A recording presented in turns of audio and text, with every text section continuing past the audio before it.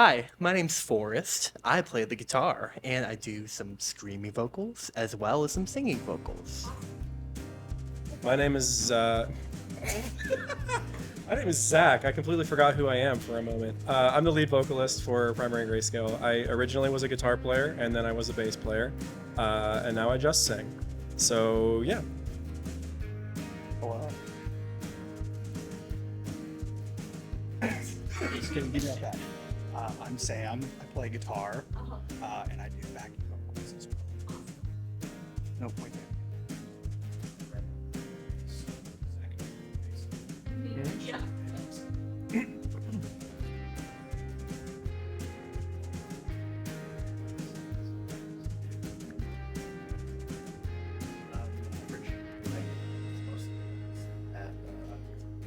And I sing as well. Yeah. You say it like that. Yeah, why not? And then does someone want to be the spokesperson? What kind of music do you make? That's a great question. Yeah, I always say we're an emo band and we're a post-hardcore band because both of those things can kind of mean anything, but generally speaking, we're somewhere in that umbrella. Gotcha. Okay. So from what I gathered on your social media, you have a history of making music that goes for more than a decade. So your Instagram bio reads 2013-2017, comma 2025 to death. So first part of my question, can you explain how you met, why you decided to start a band, what did you learn in the gap between 2017 and 2015? What's the opportunity? Oh man, that's yeah. There's We got so much in that. So of the original incarnation of this band, it formed when we were in college. But the only two people that are still around from the original version of the band are me and Dewey. Both of us, it started as a pop punk band. We were called the Misinformation Desk. And then after a year of that, we switched over and started doing this style of music a little bit more. Around when we did that, we added Forrest to the band. He's one of my high school best friends. Known him for forever. Yeah, and then we recorded some stuff back then during college. We had the band breaks up at the end of college and people go on and do their own thing. Forrest moved out to Arizona. Our original bassist, Ian Miller, now lives in Japan where he teaches English as a second language. Yeah, so band just kind of broke up for a long time. Forrest moved back to Pittsburgh just last year, and we decided, hey, that band was fun. It was cool. People seemed to like it. Why don't we give it a shot again? And at that point, we've known Richie for a long time. He's in a band called the Lionhearted that we used to play shows with back in the original incarnation of this band, and he was stoked to jump in and play drums. I met both Sam and Brendan playing in an anime tribute band Awesome. called Shadow Realm. Yeah. That I'm now the only one of that still plays in that band. Yeah. But yeah, so we're kind of a hodgepodge, this grouping of people. That's awesome. It's nice that you can, and is that just what prompted you to keep going? Why you wanted to keep making music? All of you was just you have the urge to play. A little bit, I'd say. Yeah, I don't know. I feel like whenever, because like we had talked, like Zach and I, whenever I was out in Arizona, Zach and I had talked a lot about doing a re-recording of some of the greatest hits, let's say, of our past catalog. Yeah. And I feel like once we met Sam, Brendan, and Richie expressed interest in joining the band, it just kind of became like a stone rolling down the mountain. It's Yeah. just like, all right, if we're doing this, let's go full out. Let's make an album, let's make music, let's do shows, let's do it again. Yeah. So Keep it momentum. absolutely. Yeah. What would you say is the biggest change you've noticed that's different from music back in 2013 versus now? And that can either be the scene or like a change in music personally. And if you can see that awesome change. Oh yeah, let's all run a quick one on this. Yeah. So I feel like internally within the band, it's definitely.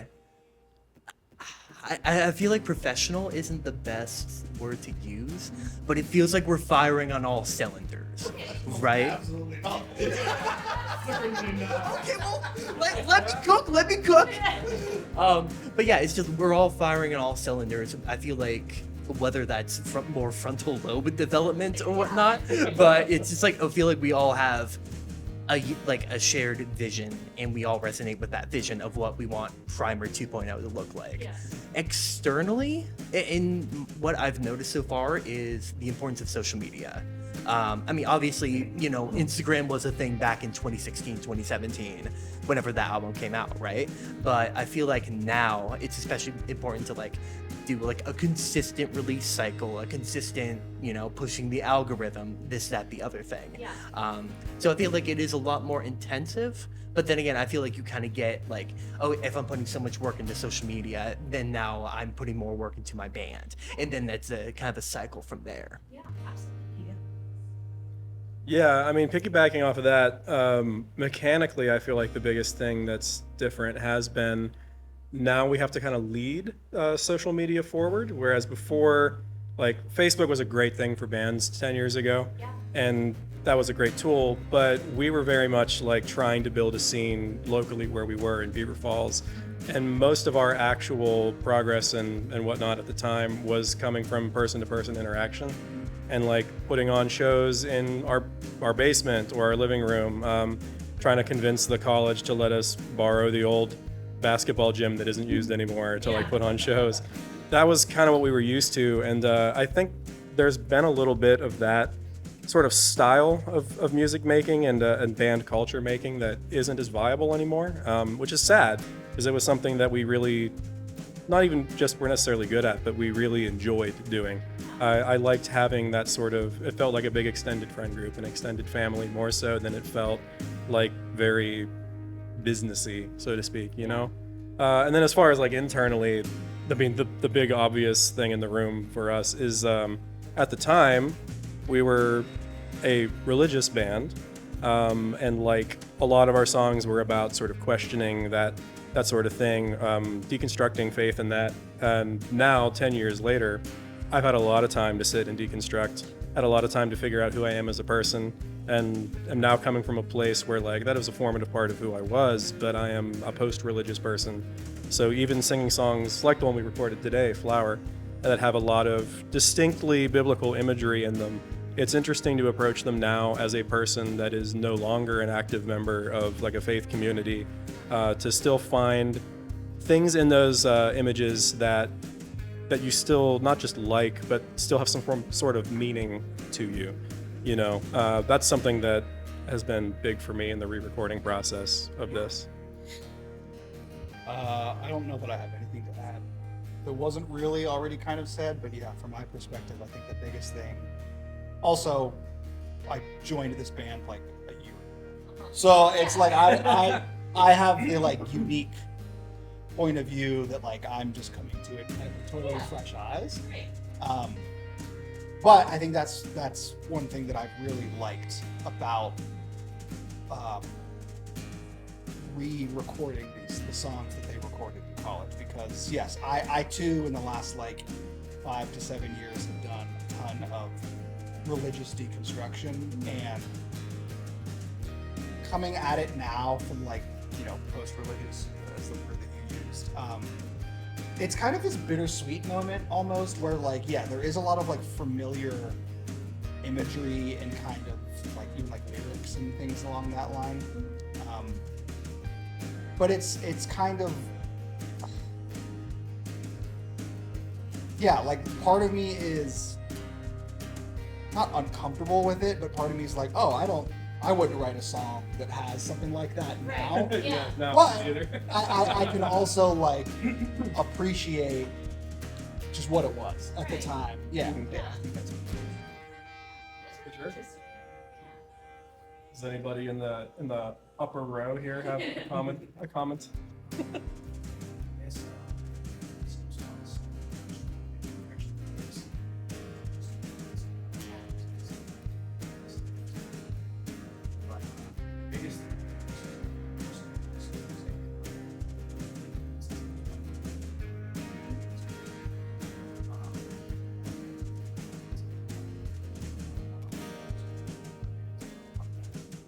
took a lot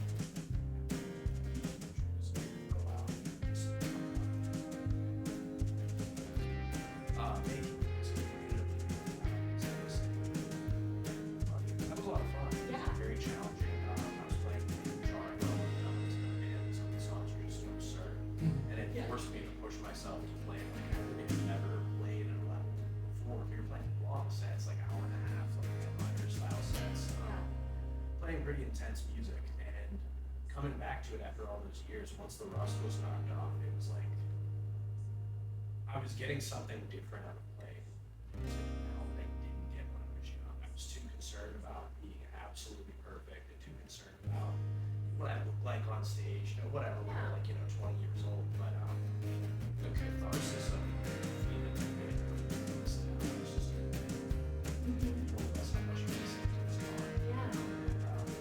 That's really been the big thing for me, is just personally getting over that plateau.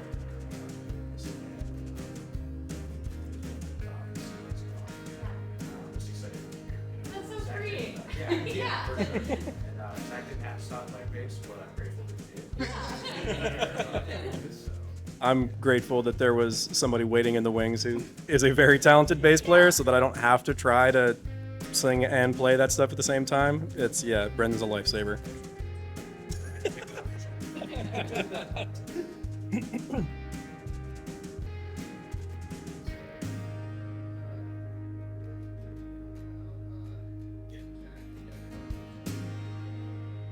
it's really cool to see shows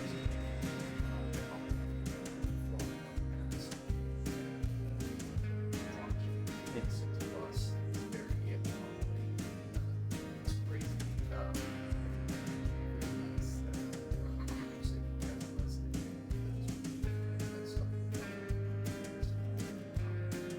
And also just you guys coming in, how better they are Than we were.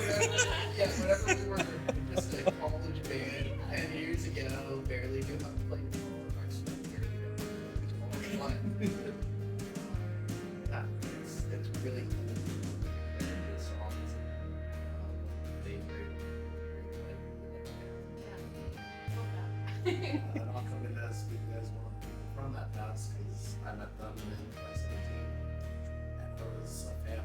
So like, Yeah. I got this from my smoking start as like a fan of the band years ago, and Forrest set it up, firing on all cylinders, sort of really more, what it was to do this. And I Media train. So I loved it as a band, and I saw exactly like what they were looking for, and like they ended it up like I always told that. I live in Florida, so it was like kind of close to the possibility. And then last year wanted to get the EP set and just had enough to ask me, and I was like, yeah, 100%. And so glad that it kind of kept on just past the reading, showing that I can still better. So, Yeah, and it is kind of a cool thing about like social media, but also like there's so many advancements so that even if you don't live super close together, you can still make music. Yeah, easily. for sure. Next question is thinking about changes over time. I was looking at your social media and I got a bit of a chronically online presence from your social media, and I mean that as a compliment. Why? So like I saw the Nicole Kidman movie theater ad, and I thought to myself like I don't have anyone to talk to about this because my friends don't know what that is. But then there was also Shrek and also like a lot of Tumblr references. So like first part of that question, would you agree that you are like chronically online? And two, how might being online even as an observer shape you as an artist or your musical preferences? I mean, I guess we're guilty as charged on that. For better or for worse, we have, especially in the first run of the band, we were very chronically online, like during the Tumblr era and all of that. It's iconic. It is absolutely iconic. Yeah. And we really modeled kind of initially. There was an emo band at the time that are still around, but now they're kind of playing actually closer to metal, called The World is a Beautiful Place and I'm No Longer Afraid to Die. Okay. And their whole shtick was that they would make this largely meaningful music, and then their online presence was just a series of shit posts over and over and over again. And we saw that and said, that feels so like us. Like that feels like the kind of people that we are. So yeah, thank you to you guys in The World is a Beautiful Place for inspiring us to be the chronically online idiots that we are. I think also on some level too, and like, I don't know, but I'm probably not supposed to say this, but like, social media is like a cancer at this point. Yeah. Like I hate it for the most part, but like we're all still addicted to it. And so like part of the attitude going into like making content was like, none of us want to do this, but like it's probably like we spend a lot of work doing it. So like, And you want people to listen. of course, Right. of course. Exactly. So like, there's always going to be the divide of like, it's part of the grind, Yeah. man. Which like I get, but we're also like, I don't know. I think it's fine to just be like, I don't like doing that. Yeah. So we wanted to make it as fun as possible for us, and for us, that's shit posting, Yeah. and just making it absurd. It's a delight. I'm glad that you not only enjoy but understood these references. Yes. Uh, So my next question is your EP. Now we can finally just drop on July 10th. So we'll be able to stream it everywhere by the time it's live. So can you talk a little bit about it? What was your creative process as it relates to the EP, and what's significant to it? Yeah, so that's actually really easy to answer because every song on this EP is a rework of a song that we made in our original run when we were all in college. We had really scrappy, not well put together recordings in that original run, and the band really got back together just to give those songs the light of day. That was originally the plan, and then we just had enough fun actually being in the same room together that we decided we wanted to, keep pushing and do other stuff. But the majority of those songs were on an album we recorded in college called Where is Winter, that was kind of about deconstruction, and also many of us kind of like learning about our own particular mental illnesses and mental health struggles, that like we came from an environment that wasn't particularly supportive to that. Also, in particular pockets of the upbringing that I specifically had was like denying of whether or not mental illness was real. So like a lot of those songs were written in that kind of headspace, was exploring that for the first time as like a new grown early 20-something adult. So all the songs but one are from that album that we did in college, and the other one was an older song that we had written prior to that album that I personally, it was my campaign to get that song on there, because I was like, I swear to God, this song is really good. I promise. The recording would not tell you that, but I fought really hard. That song is called Candlelight. It's a long song. It's like 6 minutes. At the time, before the attention spans were fully destroyed, it was more acceptable to write 6-minute songs. I wrote lots of them, but yeah, that's been kind of the process for that. Was we got together, Sam agreed to help us. He produced this whole EP as well. And yeah, it's giving these old songs a light of day, and then once we've done that, we feel like we can come together as our new unit and write new material. Great. And I feel like from my perspective as well, like I feel like the re-recording and like hearing the songs as they are now, it's a very vindicating feeling. Like Zach had said, like, yeah, the recordings, they weren't that great. Like I recorded the album off of a MacBook Pro that had like a cracked version of Logic and all sorts of plugins, right? I'm just like mixing the thing on my headphones, like, please work. So to finally hear, like, obviously being in the band, I believe these songs are good songs, right? It's kind of hard to showcase that when you have rough recordings. So to finally hear something that polished and that, that just hits hard, it's a very, very vindicating feeling for me personally. For sure. Yeah. So the cover art for the EP is the opposite of Grayscale. So Technicolor stained glass, but it kind of looks like a broken memory, which now makes sense to kind of what you were saying about your religious deconstruction. So what was the inspiration there, but why does it fit with the EP? I forgot that I did the album art. You handed this to me. I was like, "Why are you handing this to me?"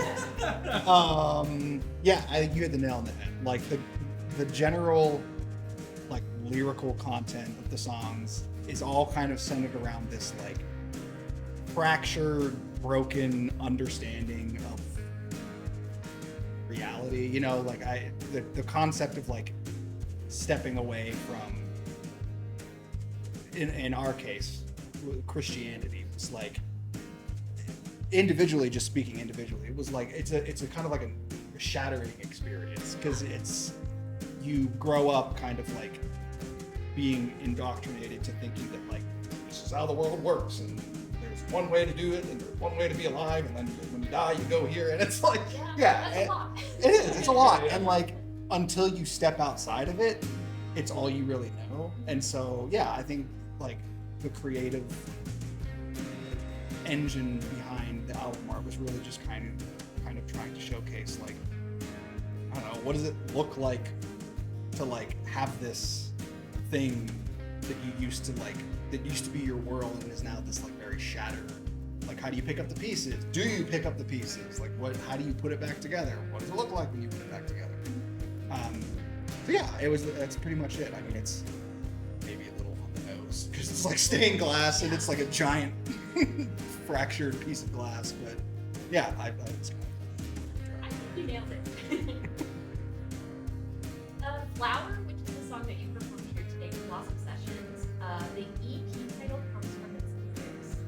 So to me, it seems like an ode to overcoming seasonal depression, but really it kind of spoke as like a victory over any personal hardship. So how do you hope people feel when they listen to the song, and how does it feel for you to perform live? That's a great question. And I mean, yeah, you're hitting it right on the head. It was written originally from me after I had kind of come to terms with the fact that I did have clinical depression. So it was sort of a response to that sort of just that kind of mindset. And it's intended to be both triumphant and defiant. Because as I've now learned many, many years later, like the depression and those symptoms, they never fully go away. You have your good times, you have your bad times. Progress often looks more like a sine wave than a straight line. But it's important to be able to have hope, and not necessarily hope in something that isn't going to happen, like it going away necessarily. I think that's some added context that I would have now. But what I would hope that people can understand is whether or not your symptoms or whatever hardships you're going through are something that you will deal with perpetually in all of your life, it's not always going to be as hard as it is in this exact moment when you're feeling that it's absolutely insurmountable. And that's really what I want to give off with this particular song, is just the ability to be persistent, the ability to go through and know that there is the possibility for something beautiful in your life. Yeah. That's really kind of it. Maybe that's a little Tumblr core, but like that's how I actually feel and think. So Yeah, when I was listening to it, I was like, this is like a great song. I was like, also, so like what you Yeah. were saying about it being like the wave, like Mhm. absolutely. yeah, for sure. Yeah. And then this last one, this is like not a real question, but whose idea was it for Spike Your Chlorophyll? Because I also love that too, which I know is like plant biology, but it made me think of like the only thing I really from biology was like the mitochondria, and also like seeing that as your Instagram caption, that like emotional sleeper shit. Yeah. Yeah, that was my idea, and this is another chronically online thing, is that like, am I allowed to curse in this interview? Is that allowed or no? Like, okay, cool. I think I already did, yeah. So let me preface this by saying, fuck the manosphere. Absolutely fuck the manosphere. But unfortunately, it's inescapable, especially if you are a male on the internet, that shit's gonna get pushed into your algorithm.